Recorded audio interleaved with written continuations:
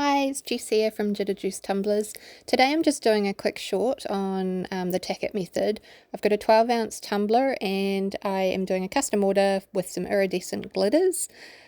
So I just thought, well, I may as well film it and show you guys how I do it. I don't water down my Tack-It, I just go straight from the container onto the cup, and I typically do 2 layers.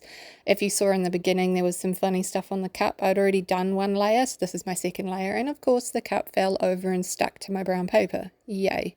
Luckily it did not affect the application of the glitter, so that was fine. My brush molted through this as well, which was highly annoying, but it happens. You can speed up the drying of the Tack-It as well with a heat gun.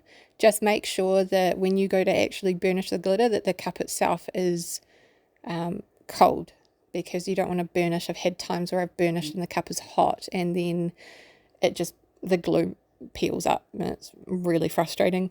So just make sure the cup is cold if you've used a heat method to dry the glue. So these are the glitters I'm using. They're from Glitter Vault and Glitter Queen. I will link them below so that you know where to get them. They're beautiful, iridescent, kind of pastel-y, but a little bit more pop of colour in them. And they look so beautiful on the cup. So all I'm doing is just putting it on sporadically, just making sure that I get, I guess, enough difference between the colours.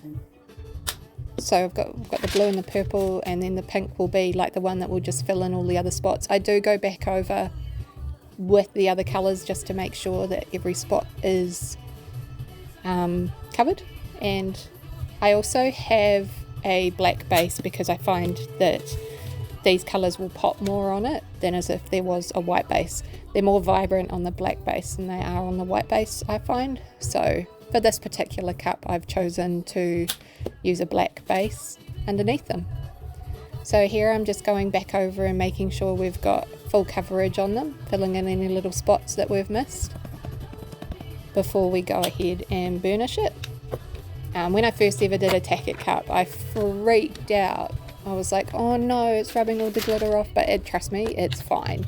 It's not rubbing it in. I'll show you what I mean as we go through.